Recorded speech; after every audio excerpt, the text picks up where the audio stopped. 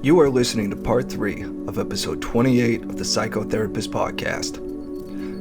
In this part, we spend the majority of it discussing psilocybin. And for our listeners who are not familiar, that is basically magic mushrooms, the other side of acid, the ticket to break on through to the other side. And we discuss how this new emerging field of study and science has both exciting medical possibilities and financial opportunities on the horizon. Please bear in mind that there will be some discussion of stocks on this part, but this is not a finance podcast. I am not qualified to advise anyone on anything, so do your own due diligence. See, I'm so unqualified I can't even say that. This is the Psychotherapist Podcast. We thank you for listening. God bless. About the synthetics and the stocks. Yes. What was your interest? Well, I recall you just talking in the past about how it's sort of really just a field that's like in the womb almost. It's very kind of, if you're going to get in early, soon, now is as good a time as any. For these psychedelic companies that explore medicinal properties, and it's like they use an MDMA whatever thing to help PTSD and all that kind of shit. And it just struck my mind one night because I'm been demolishing my portfolio and buying gold and random shit, but it's just, one night I just thought of it, and so I just looked at some random companies and pulled them up and saw they were all like around $1. Like the one I sent you was like 90 cents a share. Doesn't mean you can't lose money on it if it becomes a penny stock, but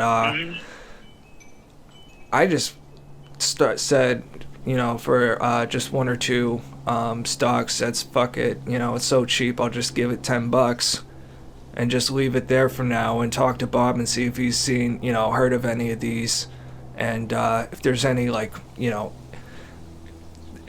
I think of it may have a problem similar to cannabis stocks, that it's still kind of the Wild West, that you don't necessarily recognize who's going to be like the Amazon of this shit, but diversify and you'll find out. Well, how about Bill Gates? What about him? Starters. What? He was one of the initial big-time billionaire investors. He's the one that owns Microsoft, right? Yep. Yeah, they've taken a mild dip, but I have a feeling it's going to keep going. Well, I didn't know how serious you were about this, whether you wanted to actually write down the names of any companies or whatever. But the overall, the synthesis, or I should say the synthesis of this is that a couple of years ago, and it's only been a couple of years ago, is when they discovered that MDMA had some clinical evidence in terms of treating PTSD. So that's when everybody jumped on board, saying, whoa, what about the possibilities here, Yeah. of these other things. And that's when everything sort of exploded. And this guy named, was it Doblin, I think his name is, owned this organization, or ran this organization called MAPS, which was something to do with, the study of psychedelics or whatever. And he had identified possible uses, for different psychedelics, for everything from stroke recovery, to sobering up, to, getting off. There's another one that's coming out of Europe that, for treatment of opioid addiction. So, there's a lot of things in the stew right now, and what they need to do is play out and get some evidence-based backup. But that hasn't stopped the investing. Investing's been over the top, and it's all big money people. If it's big money people, they do have disposable shit, so they are in a position to just say, fuck it, I'm just gonna roll the dice on this shit, I have no idea. But at the same time, they're rich because they invest in what's, you don't want to invest in Apple. You want to invest in the next Apple. You know what I mean? That's how people really get rich off this shit. Well, I'm reading this thing here. It said MDMA's breakthrough designation set off a gold rush. The whole psychedelic sector arose on financial markets, with about 400 for-profit companies angling for a niche by the end of 2021. They're bringing mushrooms to market, searching for patentable molecules, establishing clinical networks everywhere for treatment, delivery, creating trippy media for clinical settings, and more. So basically, I mean, it's stage one, and it's really full-fledged. You know, from the investing to, you know, the investors are already there. What they're looking for now are more scientists, basically looking for people like me who can be trained, therapists who can be trained and legitimately be considered the therapist piece of it, because that is a huge piece of it. It's not just taking the drug, because the drug's not administered. Well, of course, bro. Basis. Like the whole patenting and all that process shit to get like medicines approved, that's a 10-year process, bro. Oh yeah. It's not like putting a Coca. At a rapid rate though. Yeah. Which is what it's been you know, accelerating. And the guy who owns PayPal, his name is Peter Thiel. He in 2020 backed a bunch of these drugs by billion-dollar investments, and he's like one of the biggies in the field, along with Bill Gates and a venture capitalist named Richard Scaife. And then there are things like, you know, you don't want the names. If you need them, give them to you. Throw out everything, bro, because I'm going to listen back at this and just jot them down. The Conscious Fund is another one. They popped on the scene in 2019. And the purpose was to expedite what many experts expect to be a paradigm shift in mental health treatment. The end of the drug treadmill. In other words, you know, you get a drug that's going to work. You don't have to administer it that often, and it kind of solves that problem of putting people on drugs and having big pharma competing with each other. Word, bro. Well, I've said it once and I'll say it again. If you ever need a guinea pig. Yep, right. Oh, they've got plenty of those. That doesn't seem to be an issue. I mean, there are plenty of people do the experiments. This fucking degenerate culture, I love it. Right. Well, it's interesting because one of the companies, Compass, spelled COMPASS, I had a letter from them maybe 6 months ago asking me if I was interested in interviewing with them. And I just thought they're another one of these telehealth corporations, which are also blossoming all over the place. Blossoming is the word. Blossoming all over the place, looking for people. And now I found out that they're actually, their market is the psychedelics. What they were looking for was seasoned therapists who would be willing to do some training and possibly have a stock investment in the company. Yeah, I would have to double check, but I'm pretty sure on that, like 5 minutes I spent looking at psychedelic stocks, that Compass came up. Okay. So that's one. But they use names like...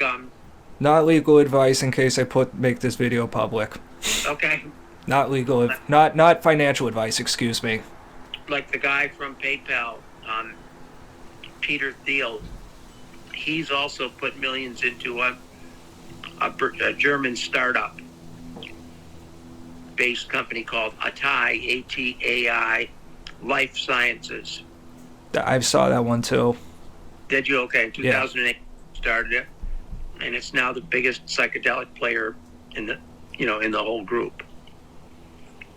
So I mean, it goes on and on and on. Obviously, you've not had a hard time finding who they are. Yeah, bro. I'll do a little research, put some I'm not a big time like gambler. Like I'm not someone who would just throw $5,000 at something just to see what would happen, you know. Mm-hmm. But I'm definitely going to start investing and build that shit up gradually, and like I usually do, and I'll let you know if it fucking pops off, and if it does, I'll give you a cut, bro, because as far as I'm concerned, it's like the insider information to the new Apple, you know? You deserve it. It is. I can tell you this is interesting though. The basic model itself is not changed from the stuff we were doing back in the early 70s, which is amazing to me. That I'm looking. I can't figure out what happened to those companies or who they were, who owned the companies that worked in those drug programs. But the model is exactly the same. The model combines medical treatment with therapists in a comfortable setting. It's very conducive, to taking people down gently from drug experiences. In fact, if you can look it up, I'll give you the name write this down. They had pictures of this place in Psychology Today. Actually, it freaked me out. I thought it was a bit too stimulating. What does that mean? I mean, it was like they said that the settings in which they treat the people, might be in hospitals, but they don't make it look like hospitals. They're not sterile. Right. They're beautiful settings. They got that comfy lounge setting with the plush couch that you can lie down on and put a freaking mask over your eyes. Yeah. Paintings and things like this. But the picture I saw, some of the paintings looked a little bit too, hyperactive. I wouldn't necessarily put it in a psychedelic treatment space, but like something I would draw, or even trippier. Yeah, exactly. You'd be the kind of person they would hire to do it. Mm. But I'm looking for the name of this place. You can actually look it up online, and they give you they show you some pictures of it, and it's in New York City, which is interesting. I would have thought that. I knew that upstate New York was active, and they were holding some journey centers up there, out in the mountains, the Catskills and Finger Lakes and those areas, mm-hmm. where they were taking people for retreats. But these are the actual treatment centers, which they're probably getting reimbursed big bucks for, and they're in hospitals. Yeah. So that's it in a nutshell. It's all very fascinating. Well, bro, do you want to pivot to something for the last 10 minutes, and do you have anything on your mind in particular? No, I just want to give you the name of this program, this treatment program you can look up. It's one of the first established programs. It's in New York City. They don't say which hospital, but it's called, do you have a pen and pencil there? I got the mic, bro, so like I said, I'm going to listen back to this. I'll have the notes ready.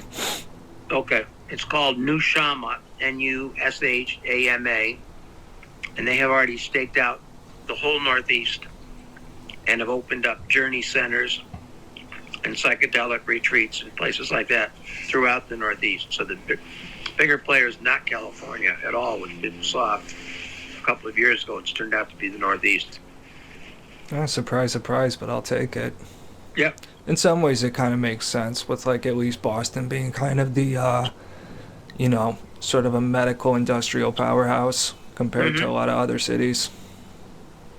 Yep, a little more serious than, wow, man, the California piece of it, Yeah. Which was heavily unregulated. But anyway, what do you want to pivot to? I just think it's funny to bring up, but I don't know how real of expectations I can, even have on this, because I'll be busy with the trial or whatever. But I've been hitting the freaking dating apps hard, bro, last week.